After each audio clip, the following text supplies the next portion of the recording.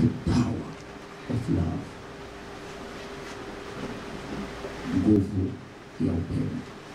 Sasa unaweza eneo la mbele,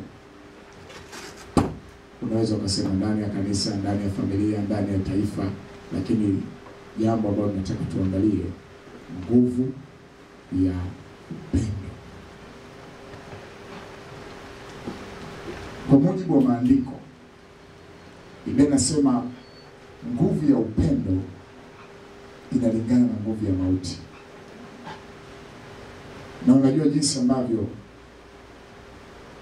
sio jambo rahisi kukwepa mauti, isipokuwa kwa maombi maalum na kwa ukombozi na kwa unyakuo. Lakini upendo ni moja katika somo pana sana. Kwa kawaida upendo ulazimishwi, lakini upendo unajengwa. Upendo unafanyiwa kazi. Huwezi kulazimisha watu wapende watu, lakini unaweza ukawajenga watu kupendana,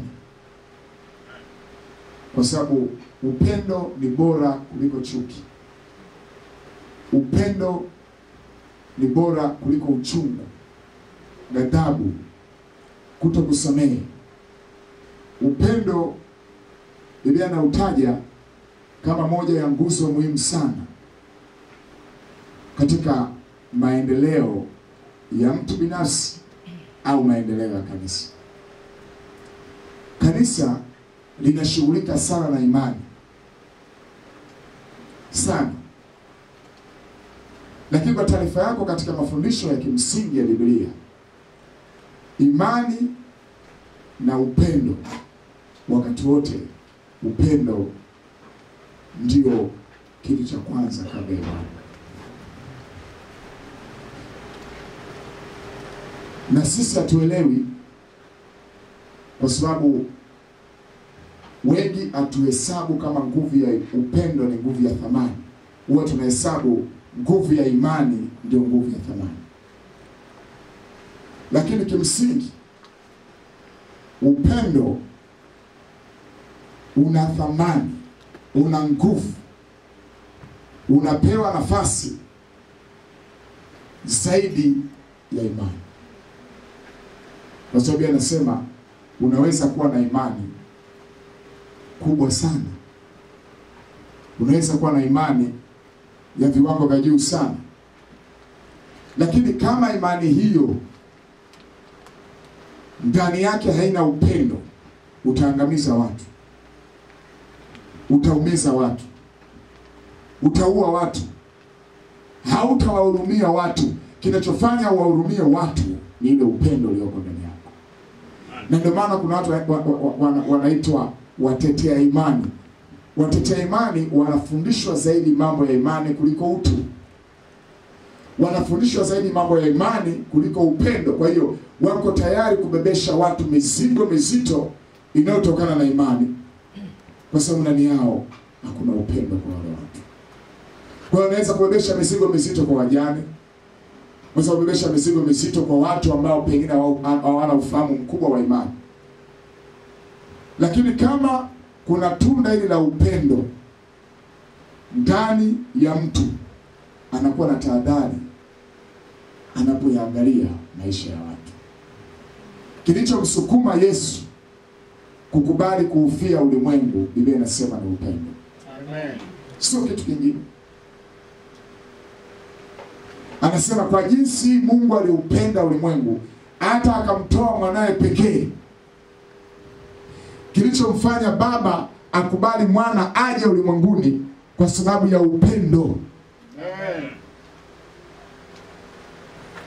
Sio kwa sababu ya imani. Isipokuwa imani inamjenga mtu kumpeleka katika upendo wa Mungu. Ndio maana Yesu anasema mwaminini Mungu. Kwa hiyo tunapotazama leo siku hii ya asubuhi, tuangalie kwa umakini, alafu tutavipima viwango vyetu. Na tutaanzia kwenye kiwango kidogo kabisa cha ngazi ya kaya, ngazi ya familia,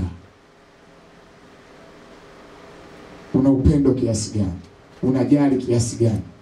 Kwa sababu upendo una vitu vingi vinavyoambatana na upendo. Sio upendo jina. Upendo wa Mungu unapokuwa ndani unaambatana na vitu vingi. Na kitambulisho cha kanisa la Kikristo sio majina. Siku hizi Ukristo unatambuliwa kwa majina. Na hata nimewasikia wahubiri wanasema, unajua ukisoma Biblia utagundua Wakristo ndio walianza kuwa wachawi kwa sababu alikuwepo Simoni mchawi. Simoni mchawi alikuwa wakilishi Ukristo. Ila sisi kwa sababu tumechukua mapokeo ya majina kutoka kwa Wayahudi, kwa hiyo tunafikiri kwamba alikuwa anaitwa Mkristo kule Israeli alikuwa anaitwa Simon, alikuwa Mkristo. Hapana. Mpaka leo Israeli kuna maSimoni sio wa Kristo. Kuna mashaloni sio wa Kristo. Wana dini zao za Kiyahudi. Ukristo hautambulishi kwa jina. Ila sisi tulichukua majina ya mababa wa imani kwa sababu walipomwamini Yesu wakaya na majina yao, na sisi tukayapenda, tukayabeba. Lakini mtu anaweza kuitwa dagaa akawa Mkristo. Mtu anaweza kaitwa bamia na akawa Mkristo. Mtu anaweza kaitwa jiwe na akawa Mkristo, kwa sababu hata Petro alibadilishwa kutoka katika jina lake la kwanza akaitwa Kefa, maana yake jiwe. Akaondolewa kutoka Simoni ambayo tafsiri yake ni tete.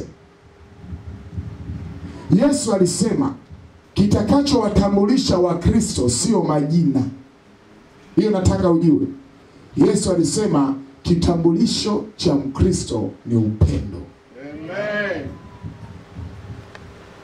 Ukisoma katika Yohana sura ya 13. Yohana sura ya 13. Mistari hii bwana, mimi nilijua nilipokuwa mchanga kiroho.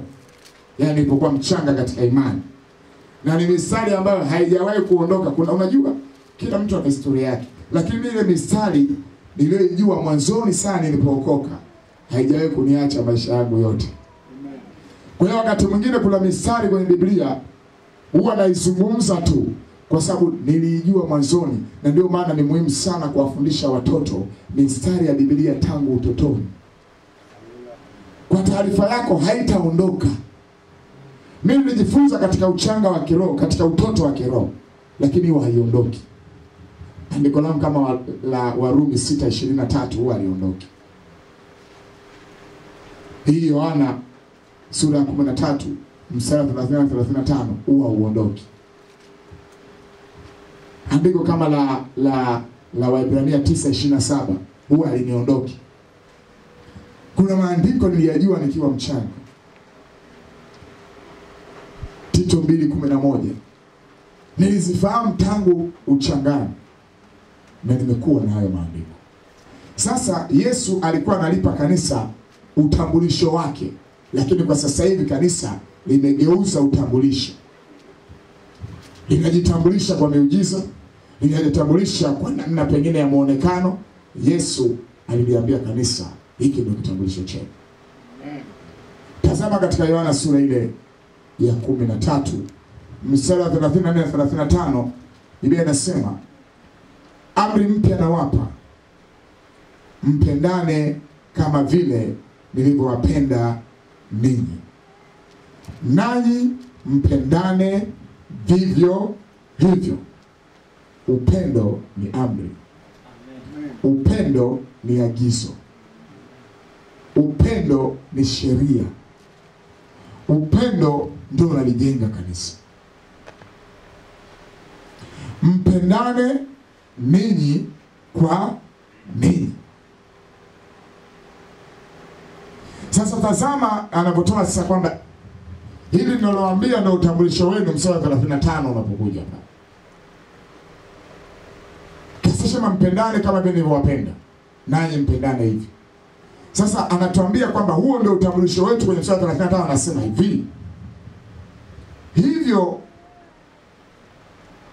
Watu wote, sema watu wote. Watu wote. Watu wote. Watu wote. Yesu alijua dunia itakuwa na watu wengi. Jinsi ya Mkristo kujitambulisha pamoja na mavazi, pamoja na nini na nini, kuna kitu hichi.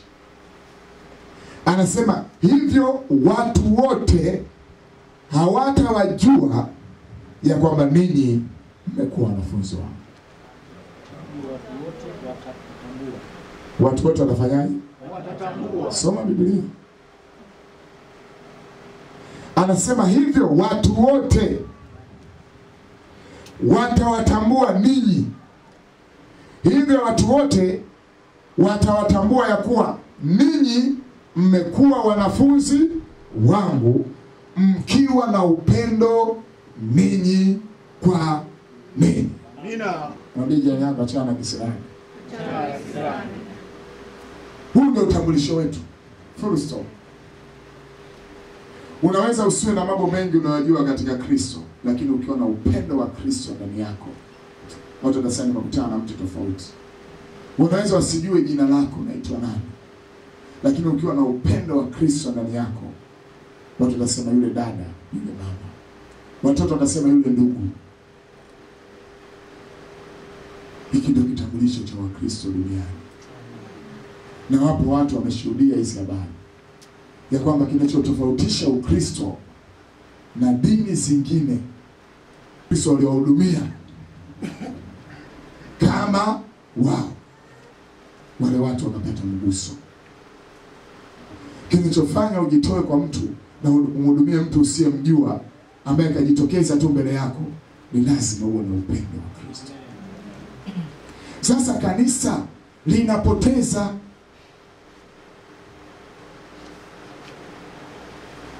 hapo, ndio tatizo lilipo. Kanisa linapoteza hili kitambulisho. Kwa hiyo limejitambulisha kwa majina, mtu akiitwa John Mkristo, akiitwa Yohana Mkristo. Kanisa linapoteza kitambulisho chake, na linajikuta linachotwa, linachukuliwa, linapelekwa mbali na kile ambacho Yesu alisema watu watawajua kwa kupendana ninyi kwa ninyi. Sisi tunapaswa kuwa wa kwanza kujua umuhimu wa upendo. Wale ambao wapo katika ndoa, mume kujua umuhimu wa kumpenda mkewe, mke kujua umuhimu wa kumpenda mumewe. Mume kujua umuhimu wa kupenda watoto, mke kujua umuhimu wa kupenda watoto. Mume kujua umuhimu wa kupenda majirani, kupenda marafiki wa mkewe, na mke kujua kupenda majirani na marafiki wa mumewe. Hakuna uchungu, hakuna ghadhabu. Kwamba mke ametoa kitu kwa upendo kwa mtu, mume analalamika, au mume ametoa kitu kwa mtu kwa upendo, mke analalamika. Kwa sababu anaipenda familia yake, anajali familia yake, anaheshimu watu wake. Kwa hiyo chochote anachokifanya sio upendo tu kwa watu wa nje, lakini upendo ndio foundation, ndio msingi. Kuna watu unaweza usiseme nao kuhusu Yesu kuwa anaokoa, unaweza usiseme nao kuhusu Yesu anabadilisha kiasi gani, lakini vile wanapokuona wakaanza kutamani maisha yako na kufuata. Upendo sio msukumo wa kisiasa, nipe nikupe. Upendo unatoaga halafu haujali utapokea nini. Upendo unajidhihirisha katika mazingira ambayo palikuwa hakuna tumaini. Upendo unaweza kuwapenda hata wanaokuchukia. Upendo unaweza ukawajali hata maadui. Upendo unaweza ukawatakia mema hata wasiokutakia mema.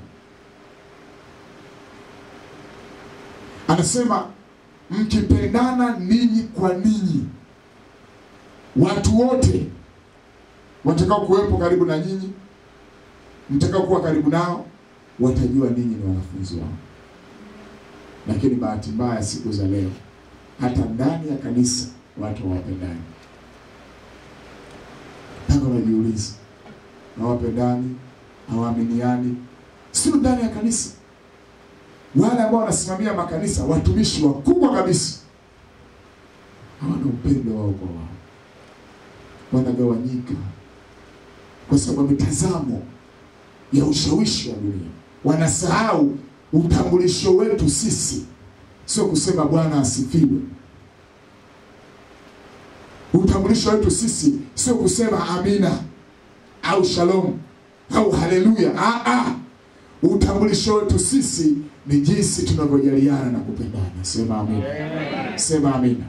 Kwa hiyo nataka nikukumbushe kanisa kwa jambo ambalo sio geni, lakini linataka kutupotea. Linataka kutuondoka kwenye mikono yetu. Linapotea, linaanza kuyeyuka katika moyo, baadaye linaondoka kabisa, linabaki tu mdomoni, afu mdomoni pia linaondoka, inabaki vitu vya kawaida.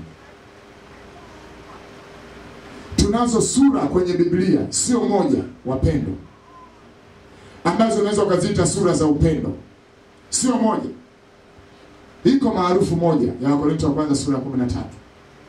Lakini ziko sura zingine ambazo tutaziangalia pia leo. Sinazungumzia upendo wa Mungu. Upendo wa Kristo kati ya watu wa Mungu. Watu wenye upendo hawana mitazamo ya ukabila. Watu wenye upendo hawana mitazamo ya kijinsia. Watu wenye upendo hawana mtazamo wa kundi fulani la kisiasa kwamba ndio kundi lake, hawa ndio watawaombea, hawa waombei, hawa anaombea mabaya, hawa anaombea mema. Huna upendo wa Mungu. Mtu mwenye upendo wa Mungu anawaombea watu mema. Anawaombea watu wamjue Kristo, wamjue mkombozi. Habagui, kwa sababu ndani yake pendo la Mungu limekaa, pendo la Mungu limemiminwa. Twende katika Wakorintho kwanza sura ya 13. Tutasoma mistari 8 pale, halafu tutakuja kumalizia mstari wa 9 kule chini. Tutasoma mstari wa kwanza hadi wa 8, halafu tutasoma mstari wa 13. Anasema, nijaposema kwa lugha za wanadamu na za malaika. Kuna watu wanaitwa wataalamu wa lugha, linguistic, wataalamu. Anaweza kuongea Kiswahili, Kinyakyusa, Kiingereza, Kiluguru, sijui Kitaliano, sijui anaongea mpaka anakuwa na uwezo wa kuconnect na malaika. Anakuwa na uwezo wa kuconnect na makerubi na maserafi. Anaconnect, anaweza kuzungumza nao. Akasema na malaika Gabrieli, akasema na malaika Mikaeli. Wapo watu wanamna. Kuna watu duniani wanajua lugha 7, lugha 10, lugha 20. Akienda katika mataifa kama hayo hapati shida. Akienda kwa Faransa anaongea, akienda kwa Uingereza anaongea, akija kwa Waswahili anaongea. Huyo mmoja. Anasema, nijaposema kwa lugha za wanadamu na malaika. Naweza nikazungumza hizo. Naweza kuwashawishi watu kwa lugha hizo. Lakini sikiza, anasema, kama sina upendo, nimekuwa shaba iliyo na upatu uvumao. Anasema, naweza kuwa na vitu vingi vinavyoitwa vya kiroho, lakini kama sina upendo, mimi ni debe tupu. Debe linalovuja, pipa linalovuja, tenki inayovuja, kifuu kinachovuja, sufuria inayovuja. Unaweza ukawa na vitu vingi na ukajidhani mtu wa kiroho sana, na ukajiona upo juu, na unawatazama watu kwa mbali sana, kwamba hao watu wako mbali sana kunifikia. Ndugu, kama una upendo, wewe ndio uko chini sana kuliko watu wote. Kuliko watu wote. Kama huwezi kuishi na watu vizuri kwa upendo, wewe uko mbali sana na Mungu. Kwa hiyo tusijivunie hivi vikarama kwa kudhani ya kwamba kwa karama hizo ndio sisi tuko karibu na Mungu. Hata shetani anazo. Usijivunie uimbaji, usijivunie miujiza, usijivunie ishara. Hata kuna watu pia wanaimba ambao hawajampa Yesu maisha yao.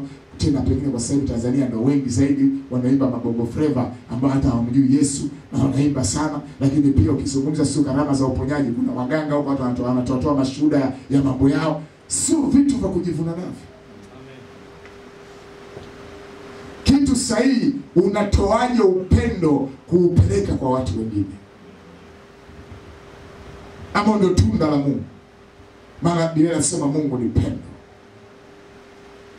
Sio tu kwamba Mungu ni Mungu, lakini anatajwa kwamba Mungu ni pendo. Katika kitabu hicho anaendelea kusema tena, nijapokuwa na unabii, anataja sasa karama zinazofanya kazi ama huduma zinazofanya kazi ndani ya kanisa, na kujua siri zote na maarifa yote, nijapokuwa na imani timilifu kiasi cha kuweza kuhamisha nini? Kiasi cha kuweza kuhamisha nini? Kama sina upendo si kitu mimi. Ndio maana nakwambia imani haitangulii, pendo ndio unatangulia. Unabii hautangulii, upendo ndio unatangulia. Kuzijua siri za Mungu haitangulii, upendo ndio unatangulia. Amen. Na huyu ni Paulo bwana, ambaye alichukua muda kwa uvuvio wa Roho kuandika haya. Mtu ambaye amehubiri sana kuhusu nguvu ya imani, amefanya miujiza mingi kuhusu nguvu ya imani. Yeye mwenyewe ni mtume, yeye mwenyewe alikuwa nabii, mwinjilisti, mchungaji na mwalimu. Karama zote alikuwa nazo. Hata alikuwa anawauliza watu wengine kwamba nilipokuja kwenu nini mlipungukiwa ambacho wanacho mitume wengine? Kama kuna kitu amefanya Petro, nini ambacho msijafanya Petro amefanya? Kwa ujasiri anawauliza, nini ambacho mmekosa kwenye huduma yangu? Vyote vilikuwepo. Lakini anasema hayo yote mnaweza mkawa nayo, lakini kama hamna upendo, hamna kitu. Hamna kitu. Tena nikitoa mali zangu zote kuwalisha maskini, kisiasa, kimtazamo wa kutafuta vyeo, watu wanaweza kutoa mali zao kuwalisha maskini. Tena nikijitoa mwili wangu niungue moto, kama sina upendo hainifaidii kitu. Yaani kiwango cha kujitoa. Ndio maana nimesema maisha ya kidini yanafanyaga watu mpaka watoe miili yao. Maisha ya kidini yanawafanya watu mpaka wanajilipua. Lakini ndani yao hakuna upendo. Anasema sio kwenye kiwango cha kutoa mali tu, kutoa fedha tu kanisani. Anasema hata kama ungesema jamani, kwa jinsi ambavyo mimi nina imani kwamba sitateketea kama vile Meshaki, Shadraka na Abednego, nichomeni moto. Anasema kama una upendo si kitu. Kilichomfanya Shadraka, Meshaki na Abednego kustahimili adhabu ya Nebukadneza ni kwa sababu walikuwa wanampenda Mungu. Amen. Sio kwa sababu tu walikuwa na imani, walikuwa wanampenda Mungu. Kwa hiyo anasema hata nikitoa mali zangu, lakini pia hata nikijitoa mimi mwenyewe niteketee kwa moto, haisaidii kitu. Sikiliza yaliomo katika upendo, yaliomo katika upendo. Upendo uvumilie, ufadhili. Upendo hausudi. Yaani upendo hauchukii watu wengine kufanikiwa. Ukijisikia wewe unajisikia donge limekukaa kwenye moyo, watu wanapofanikiwa wewe hamna kitu. Ukristo wa jina. Upendo hausudi. Upendo hautakabari. Hauna tabia za kutakabari. Huyu nini bwana? Anasema nini? Hauna tabia hizo. Upendo haujivuni. Upendo haujisikii. Ujioni wewe kuwa bora sana kuliko watu wengine. Upendo uko hivyo.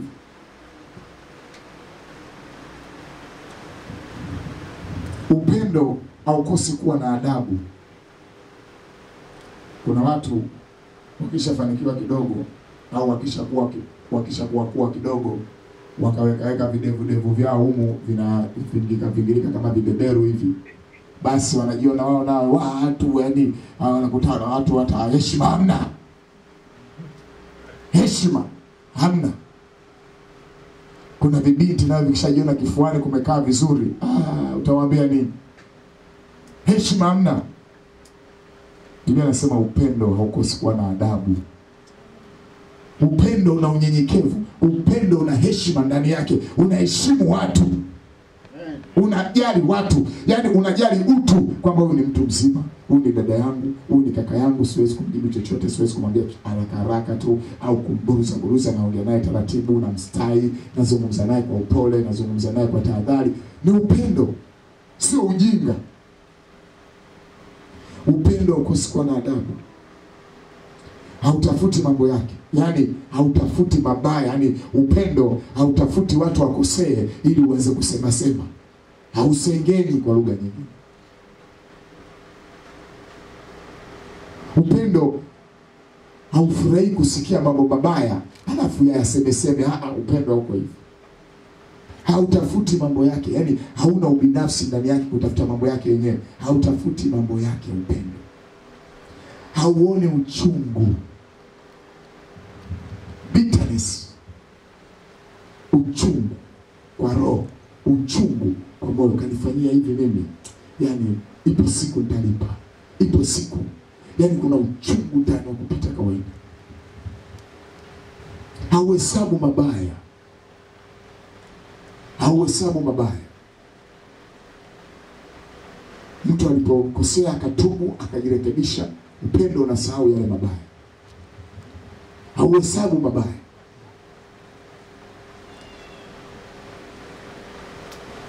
Yale mabaya yamepita, mtenda mabaya kaacha, upendo hauyatafuti yako wapi. Lakini anasema mstari wa 6, upendo haufurahi udhalimu. Sasa umeelewa hapo? Usije kuchanganya. Kwa sababu sasa wewe ni mtu wa upendo, watu wakikosea nasema sasa nifanyeje? Nani upendo tu? Upendo tu. Upendo haufurahi dhambi. Amen. Upendo haufurahi udhalimu, Biblia inasema. Ukijiona ni mtu mwenye upendo mwingi, alafu mwanao anafanya mabaya, unajifanya tu usemi naye, dunia itamfundisha. Upendo haufurahi mabaya. Upendo haufurahi udhalimu, ukatili. Upendo haufurahi wanawake wanapigwa na waume zao, wanaume wanapiga wake zao. Upendo haufurahi mambo hayo. Upendo haufurahi watu wapo kwenye uasherati, wanapeana mimba, kuna kujaliana, hawafurahi. Upendo unachukia vitu hivyo. Amen. Usije ukakosea alafu ukachukua upendo ukauingiza kwenye udhalimu. Upendo utakuacha, utakuita wewe ni mdhalimu kama wale. Hauhesabu mabaya baada ya kutubiwa, kuungamiwa na kuachwa. Na watu wanapaswa kujua dhambi inapotubiwa lazima uwe iambatane na kuacha. Mithali 28:13 nasema hivi, afichaye dhambi zake hatafanikiwa, bali aziungamaye na kuziacha anapata rehema. Lazima kutubu kuambatane na nia ya kuacha. Sio kutubu kuambatana na kupaka mafuta alafu kutafuta kanjia kakuendeleza hako ambako kanaitwa dhambi. Upendo haujiingizi huko. Upendo unakataa. Anaendelea kusema katika mstari wa 6, bali ufurahia pamoja na kweli. Upendo hautaki uongo. Upendo hautaki ujanja, hila. Ujanja, uongo kibao. Uko wapi? Ni kwamba wewe una kanisa uko kiembe samaki. Upendo hautaki. Upendo unataka kweli. Niambie kweli mwanangu. Upendo unataka kweli. Aina yoyote ya uongo kwenye maisha ya watu inaashiria hawana upendo wa Mungu na hawana hofu ya Mungu. Upendo ufurahi pamoja na kweli. Mstari wa 7, uvumilia yote. Upendo ndani yake kuna uvumilivu wa mambo makubwa. Uamini yote katika Kristo. Utumaini yote katika Kristo, katika Mungu, lakini ustahimili yote. Upendo unamfanya mtu kuwa mvumilivu kwenye sehemu ya shida. Sio mnongonikaji kama wengine kwenye sehemu ya kazi yenye matatizo. Upendo unamfanya mtu atulie. Watu wanamuuliza, mbona ulalamiki kama watu wengine? Anasema, nilalamike nini? Mbona useme kama watu wengine? Niseme nini? Yaani bado unastahimili? Ni kweli, bado nipo. Bado unaendelea na haya yote? Ndio. Kwa sababu ndani yangu kuna upendo wa Mungu. Mstari wa 8 anasema upendo haupunguki neno wakati wowote. Maana yake nini? Upendo una uwezo kwa watu waliogombana, wakirekebisha wanarudi pale pale kama mwanzo. Yaani haupunguki. Kwamba kwa sababu ilitokea, kwa hiyo kila kitu kinashuka, haupungui. Ukishakuwa na marekebisho, ukishakuwa na pendo la Kristo linaendelea kumiminika. Bali ukiwapo unabii utafanya nini? Utabatilika. Zikiwapo lugha zitakoma. Yakiwapo maarifa yatabatilika. Mahali penye upendo wa Mungu, unabii unapokuja unapimwa kwa ule upendo wa Mungu. Na kama ule unabii ni wa ujanja, nguvu ya upendo utaubatilisha ule unabii. Hata kama kuna unenaji wa lugha usiokuwa wa kawaida za ujanja, upendo utazima vitu vyote hivi. Maarifa ya kupindukia. Unajua kama ujui, watu wengi wenye maarifa makubwa wameshindwa hata kuishi na wake zao, mke mmoja. Watu wengi wenye maarifa makubwa, elimu kubwa, wana maarifa, wana knowledge, wamewekewa mo kichwani, wameshindwa kuishi na watoto wao. Hawaelewani. Tatizo nini? Sio maarifa, tatizo ni upendo. Mtu ana maarifa kiasi kikubwa, akiwa na upendo na mkewe hata kaa naye. Hana maarifa, akiwa na upendo na majirani, ataingia kwenye geti lake, atatoka, hata hatamjua. Ndio anasema yakiwako maarifa yatakoma. Mahali penye upendo ndio penye rutuba ya maisha ya mwanadamu. Mwanadamu arutubishwi kwa maarifa, kwa kujua mambo mengi. Anarutubishwa na kuendelezwa kwa kupendwa. Anarekebishwa kwa kupendwa. Anaonywa kwa kupendwa. Anaongozwa kwa kupendwa. Ukipata rais anayelipenda taifa, mmefaidi. Unajua kuna wakati fulani kuna yule kiongozi mmoja alikuwa anaitwa Akida. Kwenye Mathayo pale kusoma utaona. Wayahudi walimwendea Yesu wakati ule Akida ana shida na mfanyakazi wake mgonjwa, anakaribia kukata roho. Walipomwendea Yesu akamwambia Yesu, huyu anastahili umtendee hili, umponye mfanyakazi wake. Yesu akataka kujua sababu ya nyinyi mnataka nimponye mfanyakazi wake mimi. Wale watu wakasema hivi, ametujengea sinagogi na analipenda taifa letu. Sema amina. Sema amina. Analipenda taifa. Chagua kiongozi anayependa taifa lake. Tunaona kwenye uchaguzi, anayependa taifa, sio anajipenda, sio anayejijali, sio anaangalia tu watu wake. Anapenda taifa kwa ukubwa wake, kwa mapana yake, kwa mikoa yake, kwa wilaya zake, kata zake, tarafa zake, vijiji vyake, vitongoji vyake, mitaa yake. Yaani anapenda akiona katika kila eneo akipita taifa linanawiri. Amen. Ndio maana Yesu akawaambia, mnataka nimponye huyu kwa sababu gani? Wakasema analipenda taifa letu. Amen. Sio porojo. Analipenda taifa.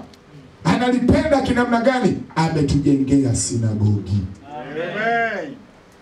Na yeye sio Myahudi, lakini analipenda taifa.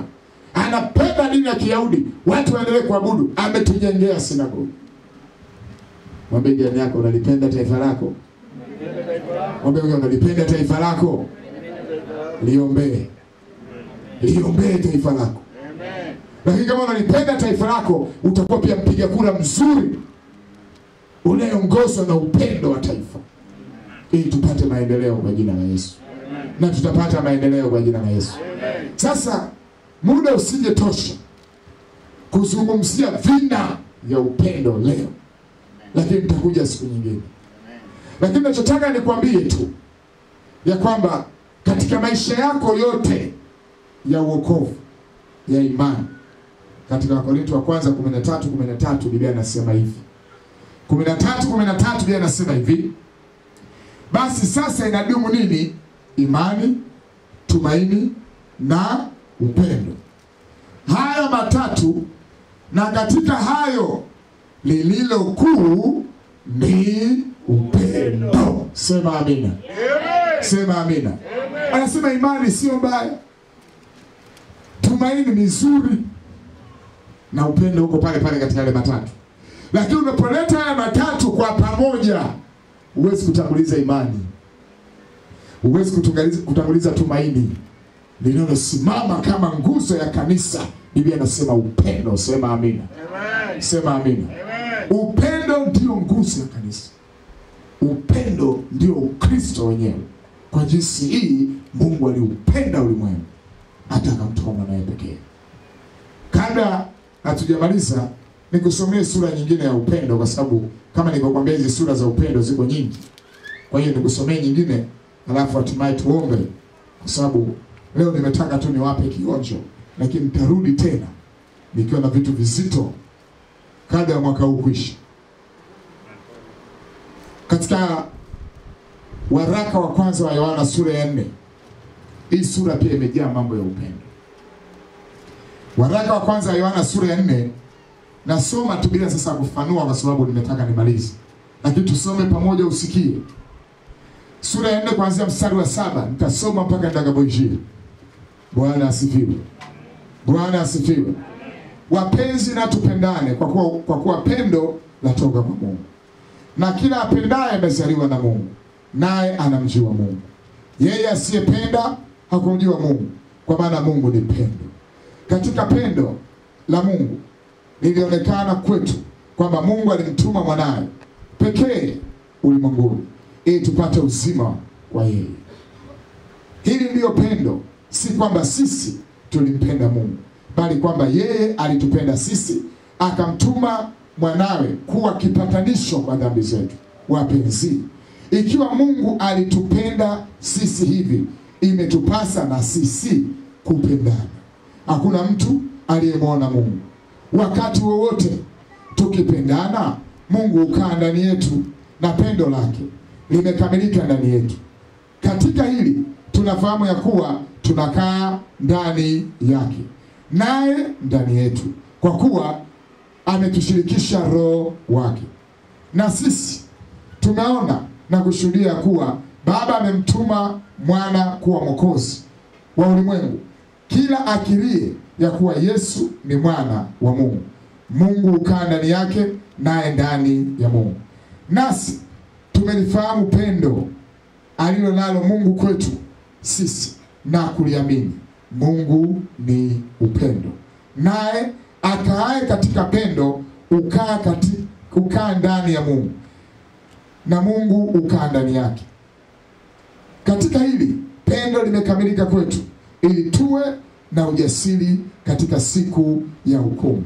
Kwa kuwa kama yeye alivyo, ndivyo tulivyo na sisi ulimwenguni humu.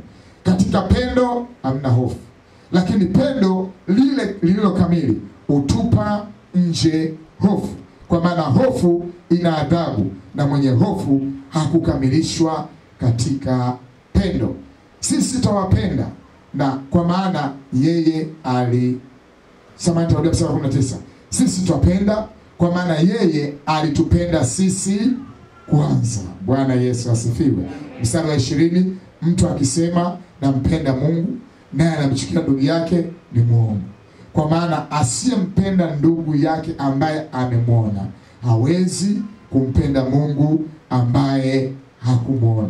Na amri hii tumepewa na yeye, ya kwamba yeye ampendaye Mungu ampende na ndugu yake. Amen. Hii sio sura ya upendo. Nasaje sio sura ya upendo? Soma hiyo vizuri. Kama tutaanza kuchambua moja moja hapa, utaona masaa mangapi yatatumika. Lakini anaonyesha jinsi ambavyo upendo ndio uti wa mgongo wa kanisa. Na kanisa linalotembea katika upendo, nguvu za Mungu zitatembea. Amen. Watu wataponywa. Hizi karama zinakuja kadiri tunapompenda Mungu na kupendana. Unajua, kama unampenda mtu na unamwombea apone, kwa nini asipone? Kama unampenda mtu na unamwombea aingie katika ndoa, kwa nini asiingie katika ndoa? Kama unampenda mtu na unataka aishi maisha matakatifu, kwa nini asiishi maisha matakatifu? Mungu atusaidie kanisa kupendana sisi kwa sisi. Sema amen. Amen. Naomba pale ulipo usimame. Umshukuru Mungu kwa dakika chache na kumwambia Mungu, amsha dhamiri yangu ya upendo, amsha hali yangu ya upendo, amsha nia yangu ya upendo, amsha kusudi langu la upendo. Kama kuna sababu yoyote iliyokusababisha ukajikuta pendo lako limeshuka, umpende Mungu kama mwanzo, upendi familia yako kama mwanzo, upendi mke kama mwanzo, upendi mumeo kama mwanzo, upendi watoto kama mwanzo, mwambie Mungu, nataka uingilie kati ili uniamshe tena, uniuishe, ili rudi katika nia yangu ya upendo. Maana Mungu ni pendo. Mungu alianza kutupenda sisi, tunapaswa kupendana sisi kwa sisi, kuhimizana katika upendo, kwa sababu upendo haujivuni, upendo hautakabari, upendo haukosi kuwa na adabu. Katika upendo kuna uvumilivu, ustahimilivu. Katika upendo kuna imani itendayo kazi kwa upendo. Basi ndugu, yanadumu haya matatu: imani, tumaini na upendo.